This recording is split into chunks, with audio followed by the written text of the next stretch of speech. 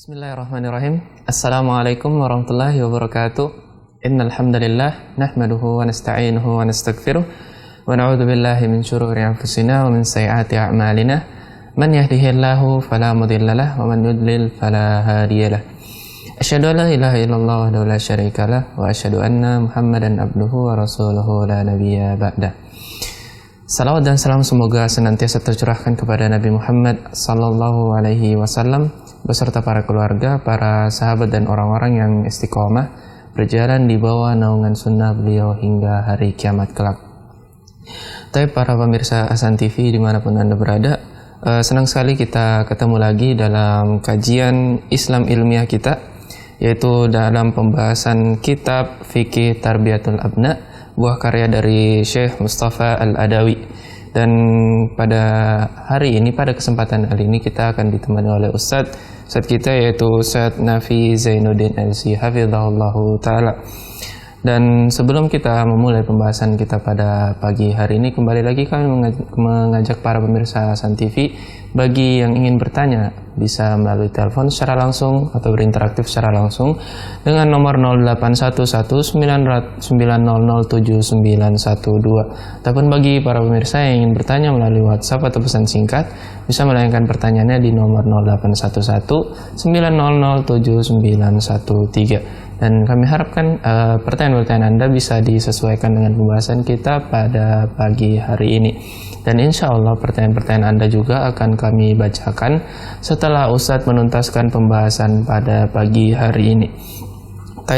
Tanpa memperpanjang waktu lagi, kita sapa terlebih dahulu Ustadz kita. Assalamualaikum warahmatullahi wabarakatuh, Ustadz.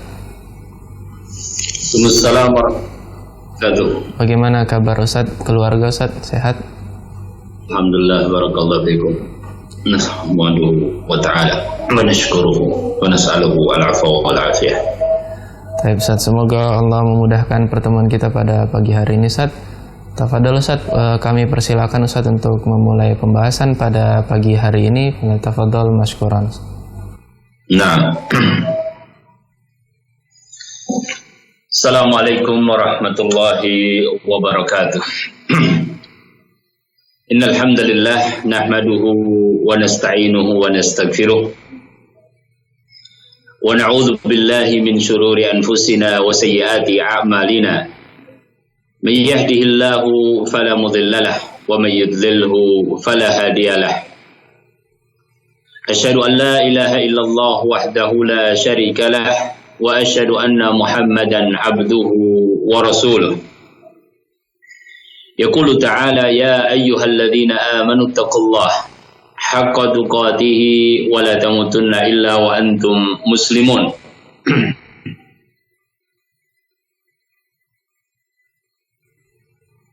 Wa yaqulu subhanahu ya ayyuhalladzina amanu taqullaha wa qulu qawlan sadida yuslih lakum a'malakum wa yaghfir lakum dhunubakum wa may yuti'illaha wa rasulahu faqad faza fawzan 'azima.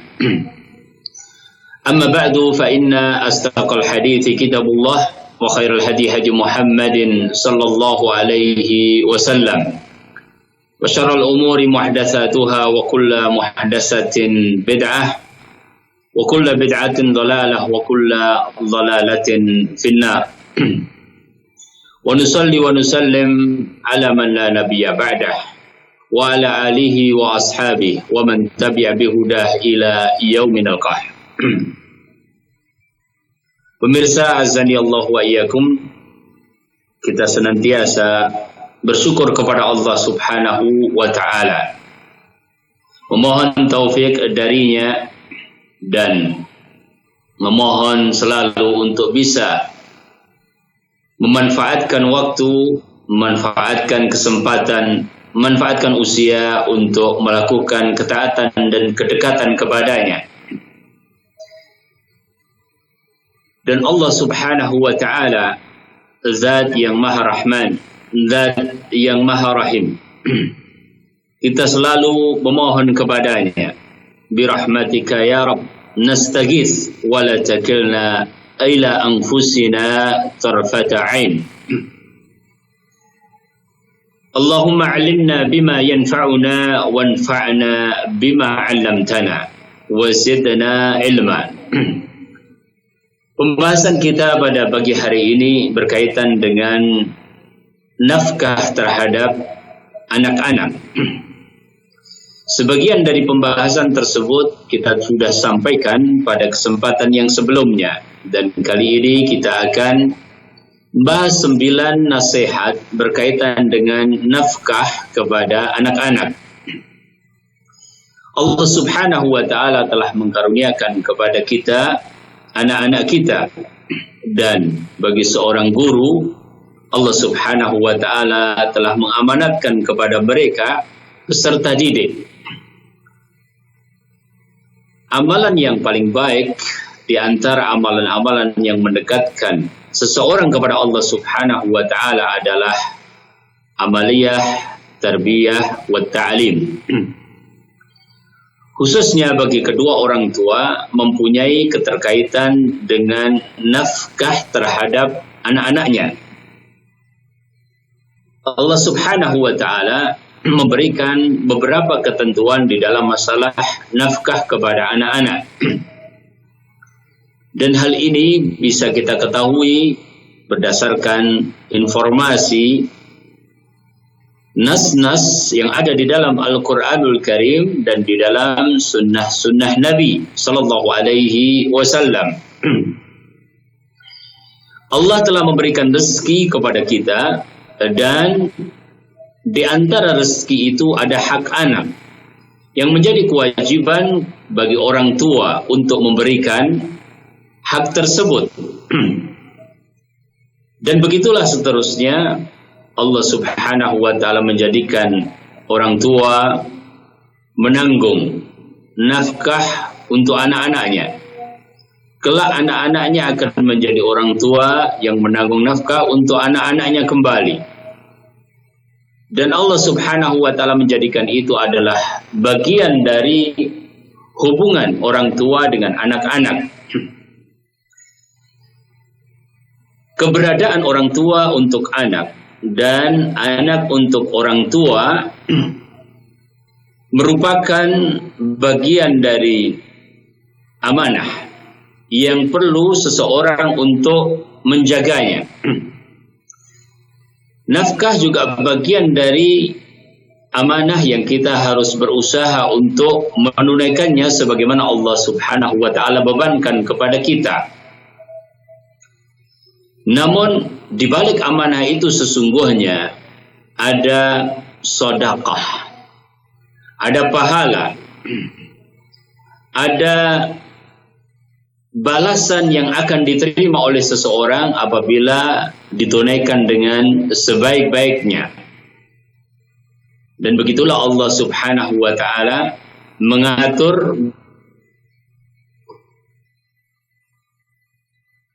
bukan sekedar hubungan kewajiban dan hak, akan tetapi Allah Subhanahu wa ta'ala memang menjadikan hubungan tersebut nikmat yang apabila disyukuri dan dilaksanakan amanahnya dengan sebaik-baiknya, nikmat tersebut akan berlanjut sampai di akhirat.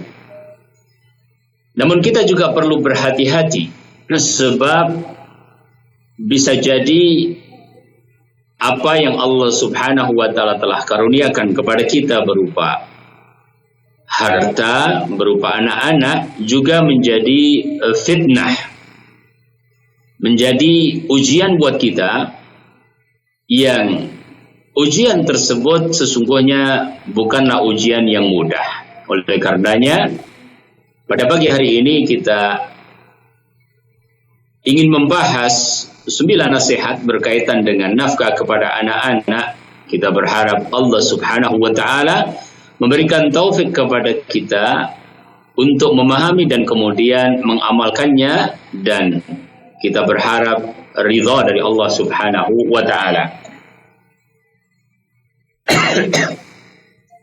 Pemirsa yang dirahmati Allah, yang pertama bahwasanya nafkah adalah merupakan hak anak yang harus kita berikan. Allah Subhanahu wa ta'ala berfirman di dalam Al-Quran, wa ati dzal qurba haqqahu, Dan berikanlah hak kepada karib kerabat. Dan kekerabatan yang paling dekat adalah hubungan antara orang tua dengan anak. Dan Allah Subhanahu wa ta'ala menjadikan apa yang telah dikaruniakan untuk kita, sebagiannya adalah merupakan hak yang harus kita tunaikan kepada anak-anak kita. Maka harus ada di dalam tanggung jawab orang tua, dan utamanya adalah kepala keluarga, seorang bapak atau ayah, dia berusaha untuk memenuhi itu. Dia berusaha untuk memenuhi makanannya, minumannya, pakaiannya, tempat tinggalnya, dan kebutuhan-kebutuhan yang terpenting di dalam kehidupan. Para ulama berijma tentang kebutuhan makanan, minuman, pakaian, dan tempat tinggal untuk mereka. Di sisi lain, bahwa itu sesungguhnya adalah merupakan ladang untuk bersedekah, ya. Dan disinilah kemurahan Allah Subhanahu wa ta'ala.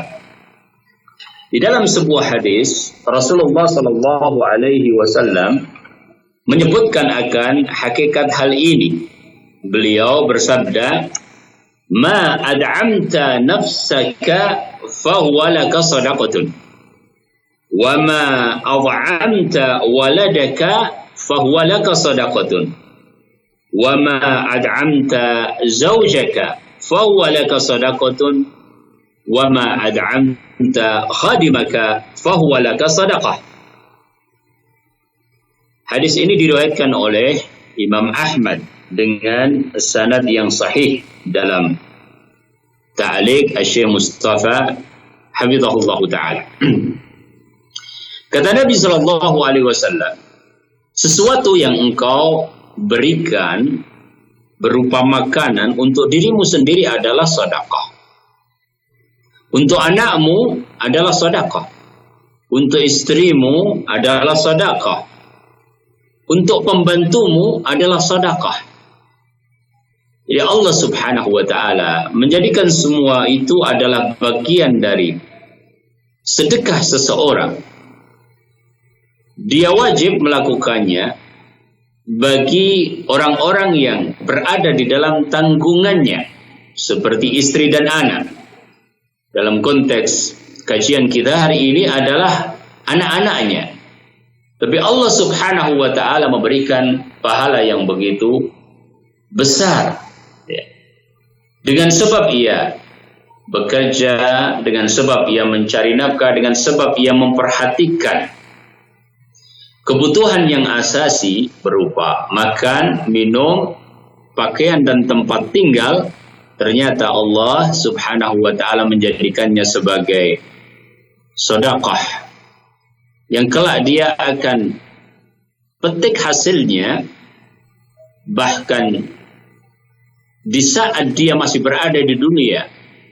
Sebab orang tua yang memperhatikan anaknya akan mendapatkan perhatian dari anaknya kelak. Dan Allah Subhanahu wa ta'ala juga akan memberikan perhatian kepada orang tua yang memperhatikan kebutuhan anak-anaknya.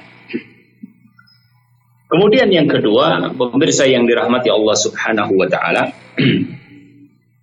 karena itu adalah merupakan hak dan menjadi kewajiban untuk orang tua, maka kita sebagai orang tua diperintahkan untuk memberikannya dan tidak menahannya, kecuali karena maslahat syar'iyah atau karena sebab yang syar'i, ya. Seseorang bahkan bisa terjerumus ke dalam dosa apabila dia menyengaja menahan nafkah untuk anak-anak. Kita sayangkan bahwa kejadian yang tidak kita bayangkan tersebut kadang kita saksikan terjadi pada sebagian orang. Ya. Tentu mereka yang tidak memahami kaidah di dalam tarbiyah Islamiyah, tidak memahami al-wajibat asy-syar'iyyah, kewajiban-kewajiban secara syar'i. Karena mungkin juga hubungan yang tidak baik antara personal dalam sebuah keluarga juga kadang terpengaruhi oleh kekerabatan, sehingga ada orang tua yang menahan nafkah untuk anaknya. Apakah misalnya itu terjadi di saat mereka masih bersatu dalam rumah tangga, atau bisa jadi itu terjadi ketika mereka sudah terpisahkan, sementara hak-hak anak untuk mendapatkan nafkah masih berlanjut. Kemudian dihalangi dengan sengaja, maka menahan yang demikian tentu adalah sesuatu yang tidak diperbolehkan secara syar'i.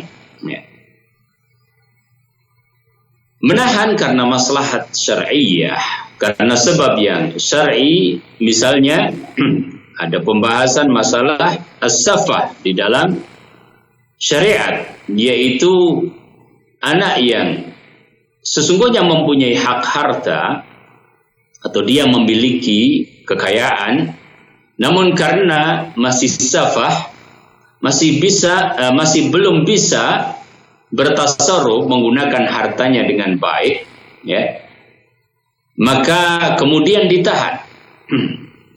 Dan itu adalah maksud syar'i. Ya. Safah itu bisa terjadi karena seseorang belum balik. Bisa jadi juga seseorang sudah balik akan tetapi masih ada safah, yaitu ketidakmampuan untuk membelanjakan harta dengan benar. Dan dibahas oleh para ulama di dalam masalah ini, ya. Kita bisa merujuk kepada pembahasan yang banyak di dalam masalah hak anak, kemudian berkaitan dengan safah yang terjadi pada anak, di mana itu menyebabkan walinya, orang tuanya atau orang yang bertanggung jawab di dalam hartanya menahannya dan tidak memberikannya untuk sementara waktu sampai terbukti bahwa dia bisa menggunakan hartanya dengan baik.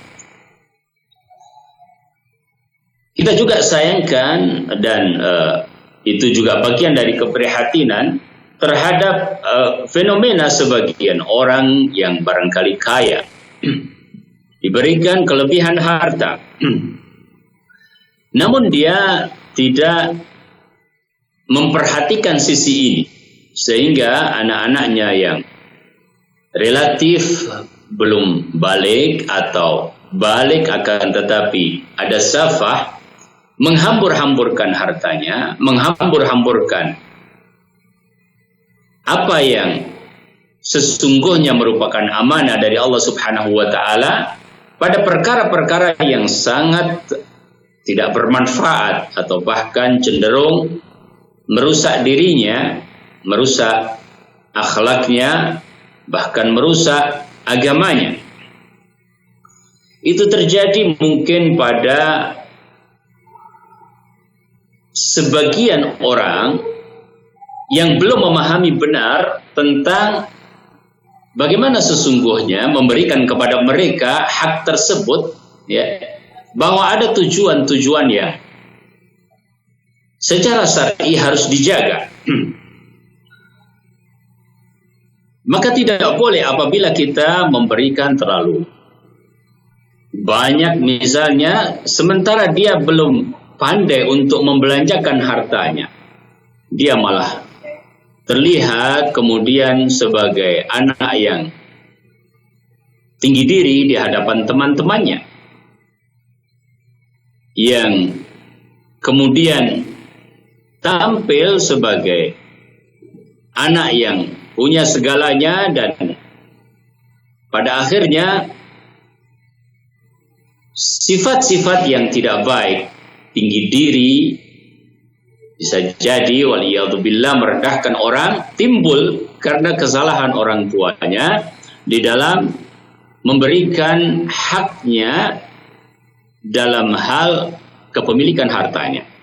Allah Subhanahu wa taala berfirman di dalam Al-Qur'anul Karim, "Wala tu'tus sufaha'a amwalakum allati ja'alallahu lakum qiyama."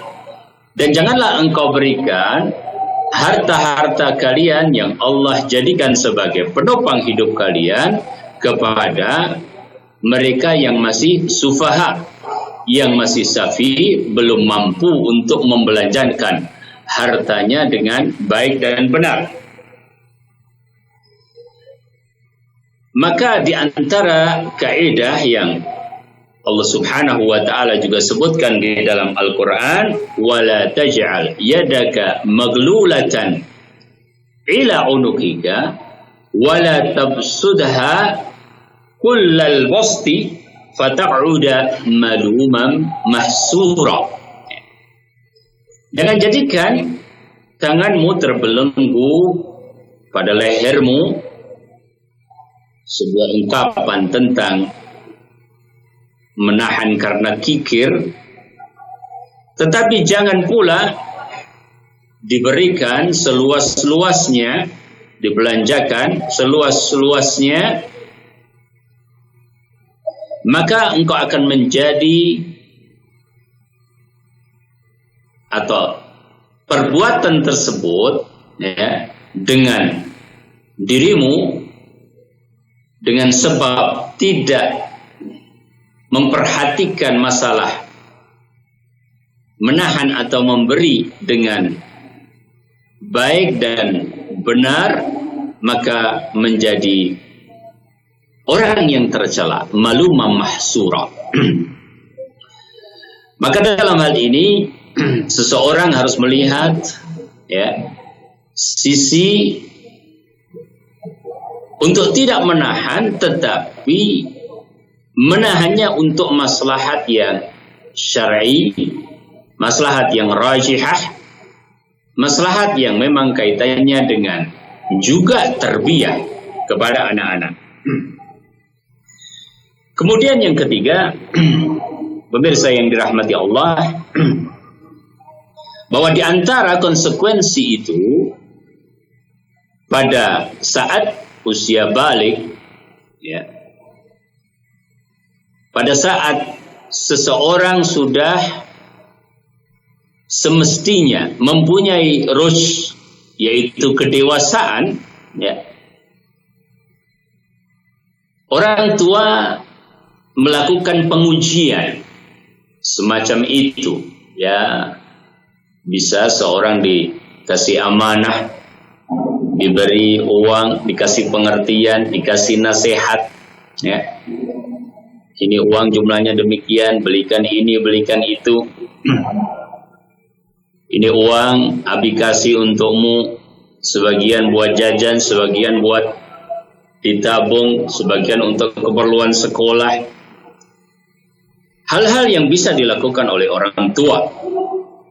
Karena Allah Subhanahu wa taala berfirman di dalam Al-Quranul Karim, fa in anastum minhum rusyda fadfa'u ilaihim amwalahum.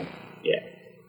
Ayat yang berkaitan dengan anak-anak yatim apabila sudah mencapai usia balik, sudah sampai pada usia bisa menikah, ya. Maka Allah Subhanahu wa taala firmankan, fa in anastum minhum rusyda. Ya. Kalau kita mendapatkan ada rusdan pada mereka, itu pada anak-anak, ya. Dan juga berlaku untuk anak-anak kita. Anak-anak kita itu mempunyai hak nafkah dan bisa jadi dia mempunyai harta tersendiri dari sumber yang lain, bisa jadi pemberian, ya, bisa jadi warisan dari sebelumnya, dan seterusnya.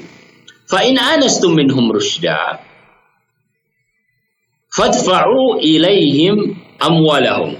Ya, jika kalian sudah mendapatkan ada rusdan, maka berikanlah harta itu kepada mereka.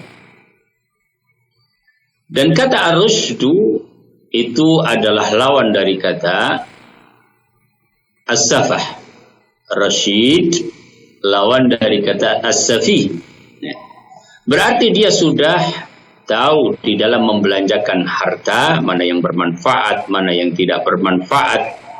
Ya. Sebagian anak kalau diberikan harta, waliyadzubillah, dia cenderung untuk membelanjakannya pada hal-hal yang tidak baik. Ada sebagian anak, Masya Allah, diberikan harta dengan taufik dari Allah Subhanahu wa Ta'ala, ya, dia berikan hal-hal yang baik, yang bermanfaat. Ya. Ada juga ya yang begini dan begitu, ya, membutuhkan arahan dan seterusnya. Dan kata ar-rusydu menurut jumhur al-ulama itu artinya adalah as-salahu fil mal. Ya. Jadi dia sudah bisa baik di dalam membelanjakan harta. Menurut ulama Syafi'iyah bahwa yang dimaksudkan dengan ar-rusydu itu adalah as-salahu fil mal wad din. Ya. Kebaikan baik di dalam masalah penggunaan harta atau di dalam masalah yang kaitannya dengan ad-din, yaitu agama Allah Subhanahu wa Ta'ala. Karena seorang yang sudah balik juga mukallaf sebagaimana kita fahami, maka sebagian ulama Syafi'iyah mengatakan bahwa yang dimaksudkan dengan ar-rusydu itu adalah as-salahu fil mali wad din. Kemudian perkara yang keempat, pemirsa yang dirahmati Allah Subhanahu wa Ta'ala, bahwa nafkah yang diberikan itu adalah merupakan nafkah yang diharapkan benar-benar mendorong kesolihan, ya, mendorong dan mengkondisikan anak untuk menjadi anak-anak yang soleh. Oleh karenanya dalam hal ini juga perlu memperhatikan masalah bagaimana makanan yang juga mendorong kesolehan, minuman, kemudian pakaian, ya, bagaimana pakaian yang pantas, yang syar'i, yang menutup aurat, yang tidak melanggar ketentuan-ketentuan Allah Subhanahu wa Ta'ala. Pakaian pada dasarnya diserahkan kepada masing-masing tempat, masing-masing daerah selama fungsi secara syar'inya terpenuhi. Bahwa fungsi pakaian untuk menutup aurat, fungsi pakaian untuk melindungi fisiknya, fungsi pakaian sebagai kehormatan, bukan alat kesombongan atau syuhrah. Hal-hal yang mendorong kepada kesalehan, yang mendorong kepada seseorang menggunakannya untuk kepentingan-kepentingan yang syar'i. Dipilihkan makanan dan minuman yang baik, yang sehat, yang bermanfaat. Berusaha setiap saat dan berusaha dengan pemberian-pemberian itu dalam rangka syukur terhadap nikmat. Allah Subhanahu wa ta'ala berfirman di dalam Al-Quran,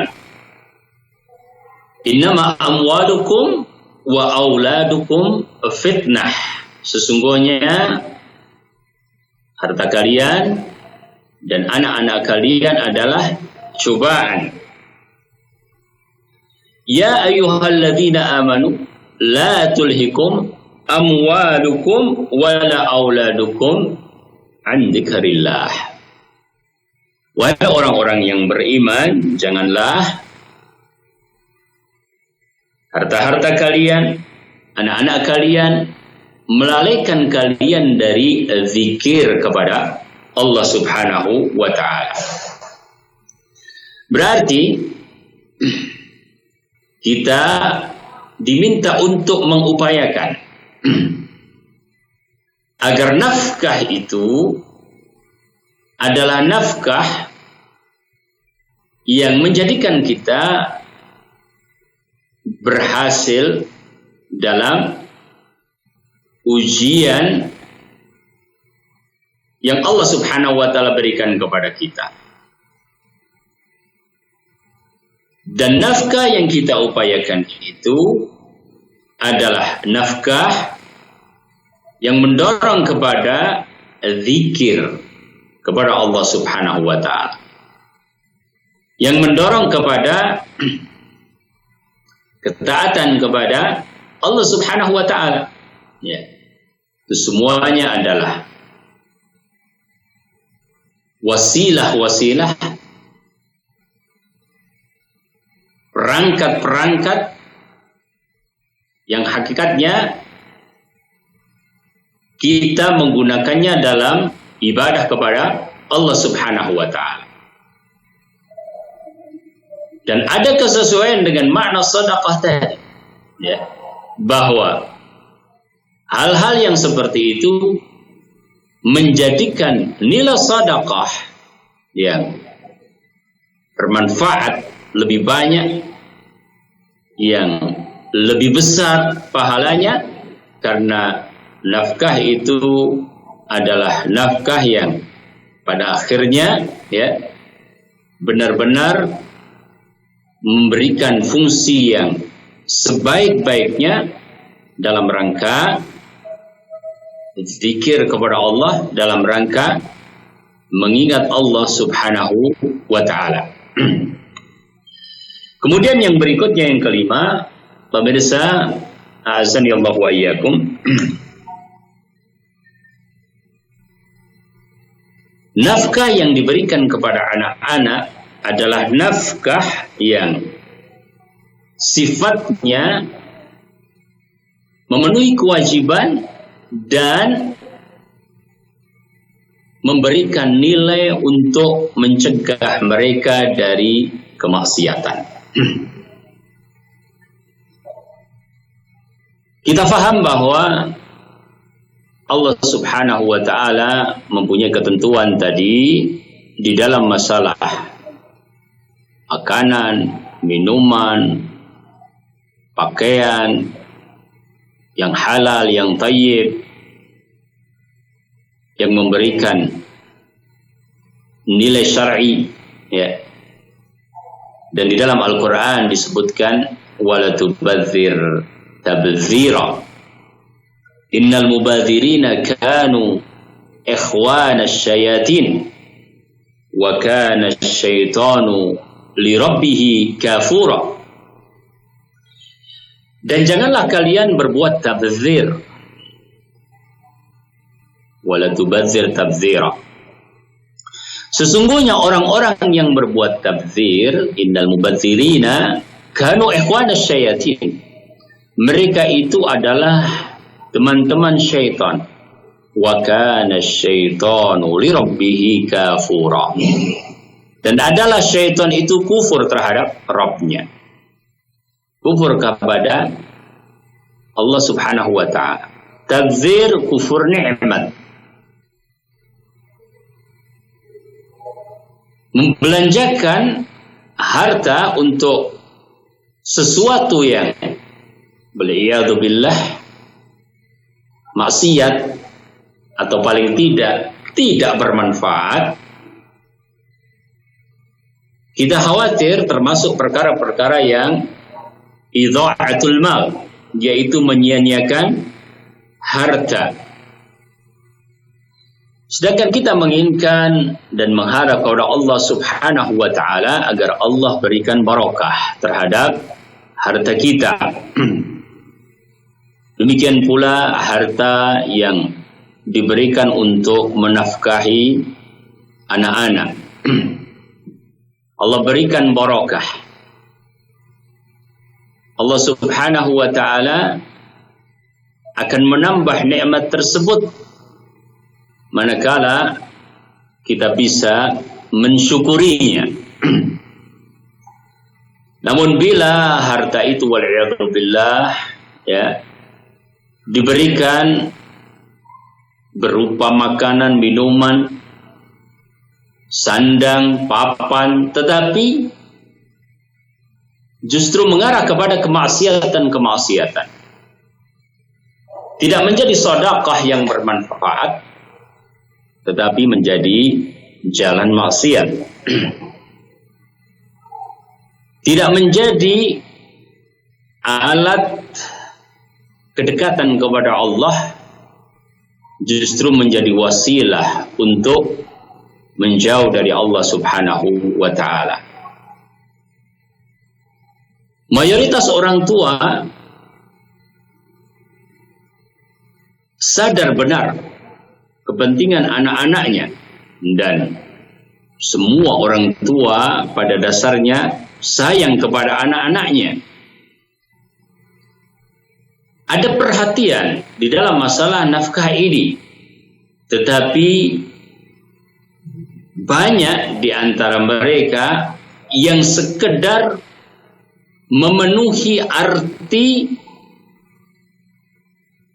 kebutuhan makan, minum, sandang, dan papan, tetapi lupa bahwa itu semuanya adalah merupakan wasilah untuk hal yang paling tinggi pada diri anak, yaitu apa? Derajat kesolehan. Derajat yang paling tinggi pada anak-anak kita adalah ketika anak-anak kita itu menjadi anak-anak yang soleh. Rasul sallallahu alaihi wasallam bersabda, "Idza mata ibnu Adam inqata'a amaluhu illa min thalath. Shadaqatin jariyatin aw ilmin yuntafa'u bihi aw waladin salih yad'u lahu." Terputus amal manusia ketika meninggal kecuali dari 3 perkara: sedekah jariyah, ilmu yang bermanfaat, dan anak yang saleh. Seorang ketika meninggal, dia tinggalkan warisannya, dia tinggalkan seluruh hartanya, ya. Maka kita meminta, memohon agar apa yang kita tinggalkan adalah bermanfaat untuk anak-anak dalam kehidupan dunia yang menjadikan keridhaan di akhirat. Umar bin Abdul Aziz rahimahullahu ta'ala adalah seorang khalifah. Ya. Dalam kondisi sakit, beliau rahimahullah diingatkan oleh salah satu wazirnya untuk memberikan wasiat kepada anak-anaknya yang masih kecil-kecil. Maka wasiat yang diberikan adalah ketakwaan, dan Umar bin Abdul Aziz tidak meninggalkan banyak kekayaan, tetapi ketakwaan dan kesolehan itulah yang diwasiatkan, sebab beliau menjelaskan tentang kenapa harus seperti itu. Beliau rahimahullahu ta'ala katakan, jika kalian adalah orang-orang saleh, maka Allah mengurusi orang-orang saleh. Allahu yatawalla as-salihin. Dan jika kalian tidak saleh, maka untuk apa aku tinggalkan harta bendaku untuk membantu kalian di dalam kemaksiatan, pelanggaran terhadap kesalehan syariat Allah Subhanahu wa taala. Dan Allah Subhanahu wa taala memenuhi keinginan Umar bin Abdul Aziz. Di antara putra-putranya ada yang menginfakkan banyak kuda, 100-an ya, atau berapa persisnya saya lupa di dalam tarikh, untuk berjuang di jalan Allah Subhanahu wa taala. Mirsa yang dirahmati Allah, kita memohon kepada Allah agar Allah Subhanahu wa taala karuniakan kecukupan kepada kita.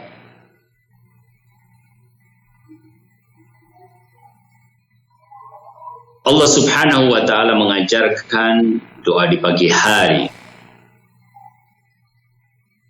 Allahumma inna nas'aluka ilman nafi'a wa rizqan tayyiba wa amalan mutaqabbala. Rizq yang tayyiban, yang wasi'an, yang mencukupi dan berbarokah. Itulah yang insyaallah ta'ala Allah karuniakan kepada setiap orang tua yang berusaha. Karena hakikatnya orang tua sedang berjuang. Orang tua sedang menjalankan ujian. Maka doa-doanya yang tulus kepada Allah Subhanahu wa ta'ala diiringi dengan keinginannya yang tulus, diiringi dengan usahanya di dalam membelanjakannya, menjadikan apa yang dipinta dikabulkan oleh Allah Subhanahu wa ta'ala bi'idznillah ta'ala. Kemudian yang keenam, bahwa di antara pengertian menahan, ya, ada yang menahannya itu karena sifat memang ingin memiliki untuk dirinya sendiri secara berlebihan sehingga dia cenderung kikir. Walaupun kikir itu bisa merupakan sifat juga yang secara tabi'i, alami ada pada diri seseorang, ada juga yang karena sebab. Ya. Tapi alhasil ada orang-orang yang mempunyai sifat seperti itu. Ya. Bukan memberikan sesuai kebutuhan, tetapi sengaja dengan sifatnya dia tidak memberikannya. Ya. Sesungguhnya ini bermudarat, ya, karena sifat itu sifat yang tidak baik, ya, dan bahkan orang tua tidak menginginkan anaknya mempunyai sifat yang seperti itu. Kemudian hal tersebut menjadikan seseorang tidak menunaikan kewajibannya. Padahal dia mempunyai sesuatu, mendapatkan karunia dari Allah yang bisa untuk menjalankan kewajibannya. Di samping itu bahwa kikir ya menahan hartanya karena memang ingin memilikinya dan tidak diberikan kepada anaknya dalam konteks ini ya bisa menjadikan hal-hal negatif buat istrinya, buat anaknya, buat keharmonisan ya, sehingga tujuan-tujuan yang banyak mungkin juga akan terhalang dengan sebab perbuatannya itu. Dan apabila terjadi, maka istri dan anak tetap berhak untuk mengambil sesuai dengan kebutuhannya. Seperti apa yang diadukan oleh Hindun, maka Rasulullah Shallallahu Alaihi Wasallam memberikan izin dengan mengatakan khudhi ma yakfiki wa waladaki, ambillah yang cukup untuk dirimu sebagai seorang istri dan putramu ya. Kemudian jamaah yang dirahmati Allah, nasihat yang ketujuh, bahwa Allah Subhanahu wa ta'ala apabila mengkaruniakan kepada kita kecukupan,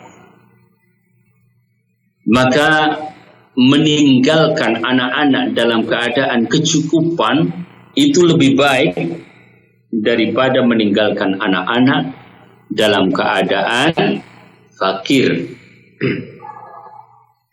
Apa dasarnya? Di antaranya adalah hadis Sa'ad ibn Abi Waqqas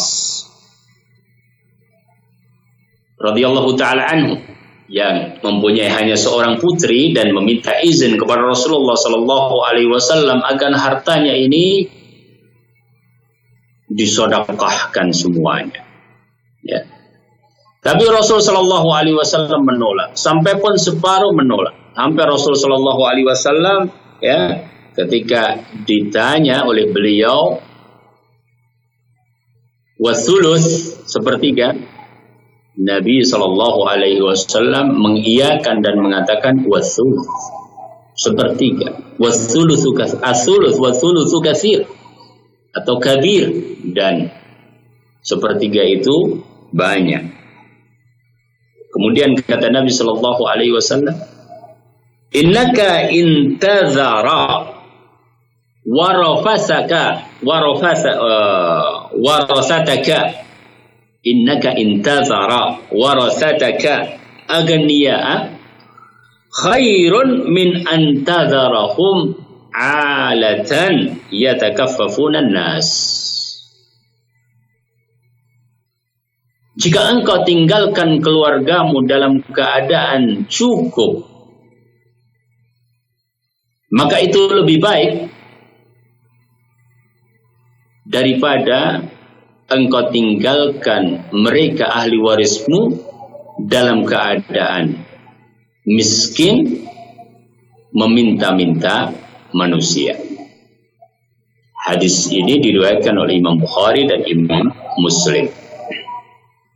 Demikian pula wasiat Nabi sallallahu alaihi wasallam kepada Ka'ab ibn Malik setelah kejadian perang Tabuk dan taubat beliau ingin menafkahkan atau mensedekahkan seluruh kebunnya. Nabi sallallahu alaihi wasallam mengatakan, amsik alaika ba'dha malika fa huwa khairun lak. Peganglah, tahanlah sebagian hartamu untukmu. Jangan engkau sedekahkan semuanya, itu lebih baik bagi dirimu. Nasihat Rasul kepada Ka'ab bin Malik dalam riwayat Bukhari dan Muslim. Kemudian yang kedelapan, ini saya yang dirahmati Allah Subhanahu wa taala, tidak ada waris yang mendapatkan wasiat. La wasiyata liwarithin. Rasul sallallahu alaihi wasallam di dalam sebuah riwayat dinyatakan, ya, innallaha qad a'ta kulladzi haqqin haqqah fala wasiyata liwarithin. Sesungguhnya Allah Subhanahu wa taala telah memberikan bagi setiap orang itu haknya, maka tidak ada wasiat bagi ahli waris. Hadis ini dikatakan oleh Syekh mempunyai banyak jalan, akan tetapi ya banyak maqal pada jalan-jalannya diriwayatkan oleh Abu Dawud dan juga Tirmidzi, tetapi ijma' para ulama, ya, sebagaimana dikatakan Al-Qurtubi, mengamalkan hadis ini. Ya, la wasiyata liwaris. Kemudian yang terakhir, yang ke-9, pemirsa yang dirahmati Allah, apabila terjadi talak antara suami istri, seorang suami menjatuhkan talak sampai berpisah, mempunyai anak-anak yang harus ditanggung, ya, maka wallahu ta'ala alam, yang kuat di dalam hal ini adalah, yang lebih baik adalah hasil kesepakatan berapa nafkah yang harus ditanggung, ya. Dan apabila terjadi kesalahpahaman, maka perkaranya dikembalikan kepada hakim atau qadhi atau mahkamah, ya. Liyunfiq dzu sa'atin min sa'atihi. Kalau ada keluasan, ya, hendaklah dia berikan, ya. Kalau ada kekurangan, bagaimana sebaiknya, ya. Nah, dan yang paling baik dalam masalah ini adalah kesepakatan antara mereka berdua, wallahu ta'ala alam. Demikianlah pemirsa yang dirahmati Allah Subhanahu wa ta'ala, 9 wasiat di dalam masalah nafkah kepada anak-anak. Semoga Allah Subhanahu wa ta'ala memberikan taufik dan barakah kepada kita semuanya untuk bisa memahami dan mengamalkannya. Aqulu qouli hadza wa astaghfirullah li wa lakum, dan saya kembali ke studio Ahsan TV. Taib, jazakumullah khairan pada Ustadz atas ilmunya. Mudah-mudahan Allah SWT memberikan kesehatan dan kebaikannya kepada Ustadz, dan insya Allah apa yang kita dengarkan bersama-sama bisa memberikan manfaat kepada kita semua. Taib, para pemirsa, itulah tadi pembahasan kita pada kitab Fikih Tarbiyatul Al-Abna dengan tema 9 nasihat dalam menafkahi anak. Dan selanjutnya, Taib, para pemirsa Ahsan TV, kita masuk ke sesi selanjutnya, yaitu sesi tanya jawab. Dan kembali lagi kami mengingatkan para pemirsa Ahsan TV, bagi yang ingin memberikan pertanyaan atau berinteraksi secara langsung, bisa melalui nomor 081190079112, ataupun bagi para pemirsa yang ingin bertanya melalui pesan singkat atau WhatsApp, bisa melayangkan pertanyaannya di nomor 081190079113. Taib, sudah ada penelpon yang masuk, ya, kita angkat terlebih dahulu. Halo. Assalamualaikum. Waalaikumsalam warahmatullahi wabarakatuh. Ya, dengan siapa, dari mana, Pak? Pak Rasid di Jakarta Pusat. Iya, dipersilakan Pak Rasid pertanyaannya. Assalamualaikum Pak Ustadz. Assalam. Terkait dengan nafkah untuk anak yang sudah balik, sudah dewasa, sudah tua lah, 30-an tahun Pak Ustadz. Ini karena pandemi dia tidak bekerja lagi Pak Ustadz. Nah, ketika bekerja itu dia meminjam uang kepada saya selaku orang tuanya. Nah, sekarang kan belum dibayar karena memang dia tidak berpenghasilan. Pertanyaan saya, apakah baik ketika saya katakanlah melunaskan gitu Pak, tapi dengan syarat, yaitu bahwa dia akan rajin beribadah, terutama sholatnya. Nah, apakah ini boleh seperti itu, karena nanti kan dia sholat karena utangnya dilunasin sama orang tuanya. Nah ini seperti ini, atau mungkin ada cara lain Pak Ustadz, karena secara materi dia sepertinya tidak akan bisa gitu lunasi. Mohon pencerahan dari Pak Ustadz. Terima kasih. Assalamualaikum warahmatullahi wabarakatuh. Waalaikumsalam warahmatullahi wabarakatuh. Ya, dipersilakan Ustaz. Nah, alhamdulillah wassalatu wassalamu ala Rasulillah. Ya.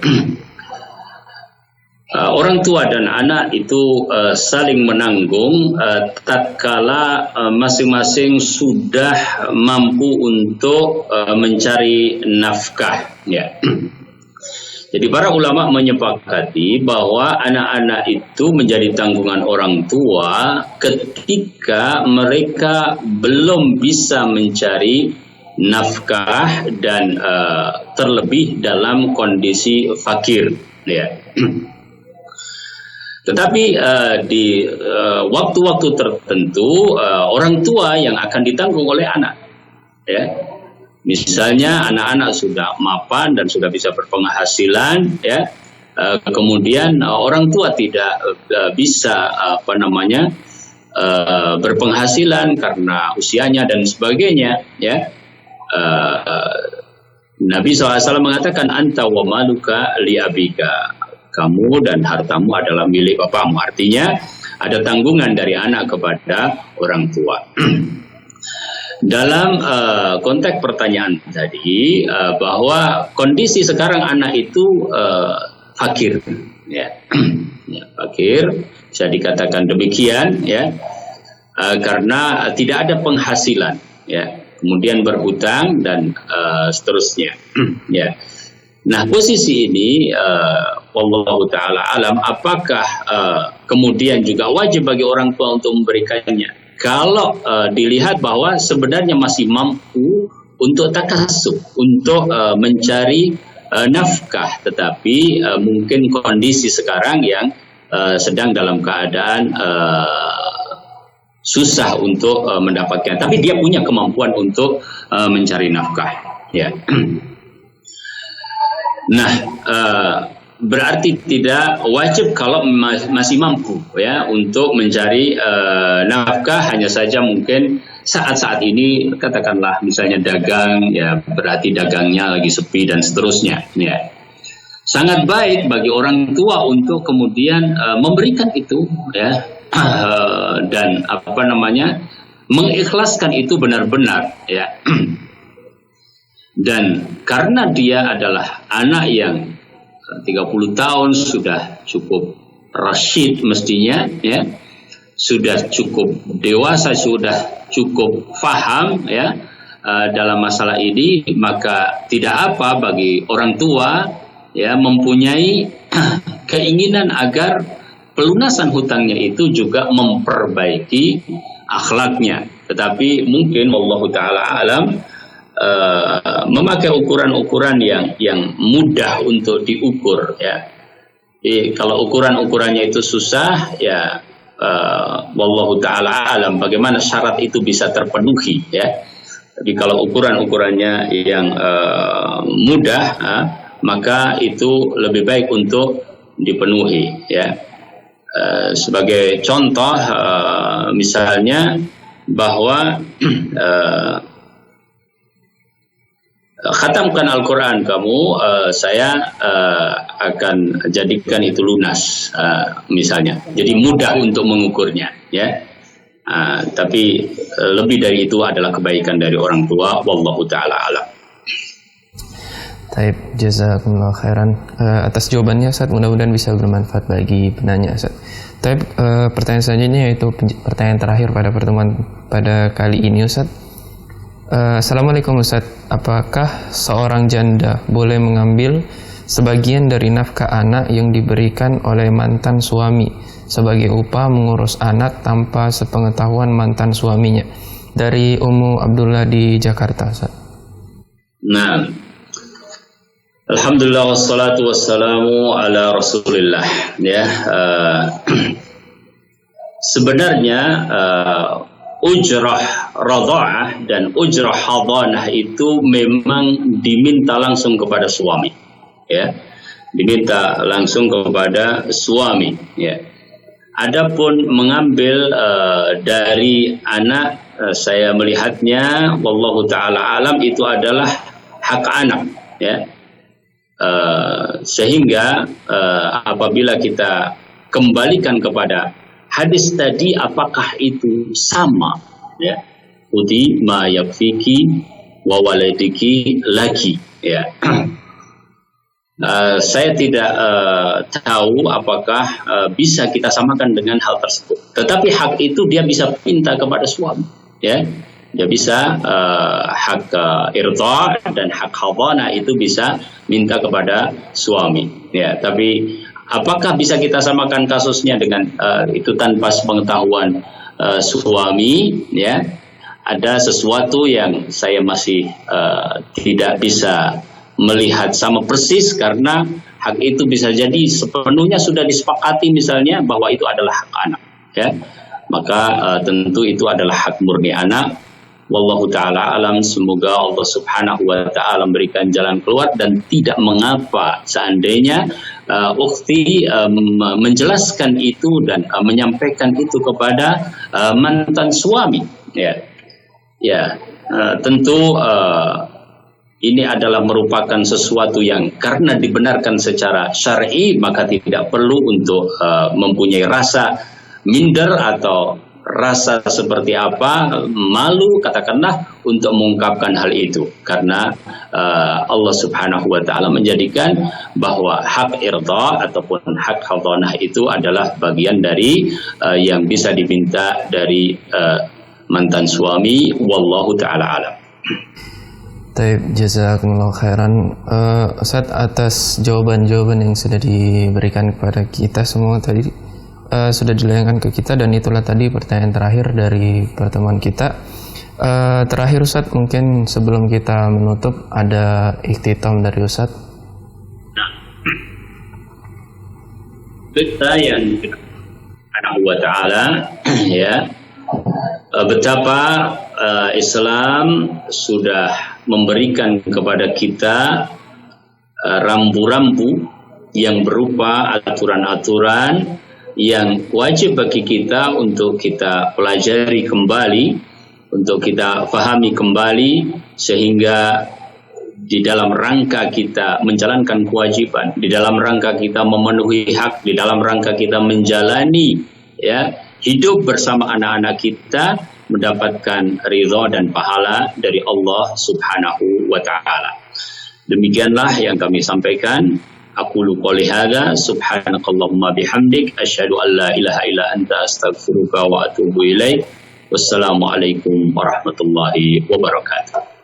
Taib, jazakumullah khairan pada Ustaz atas ikhtitamnya Ustaz, dan taib jazakumullah taib para pemirsa Hasan TV. Demikianlah tadi pertemuan kita pada pagi hari ini.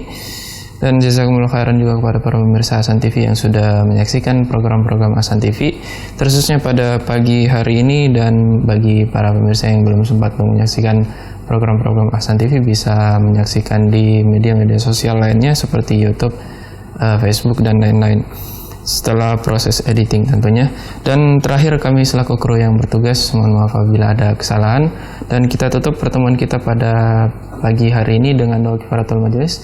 Subhanakallahumma bihamdik asyhadu an la ilaha illa anta astaghfiruka wa atubu ilaik. Assalamualaikum warahmatullahi wabarakatuh.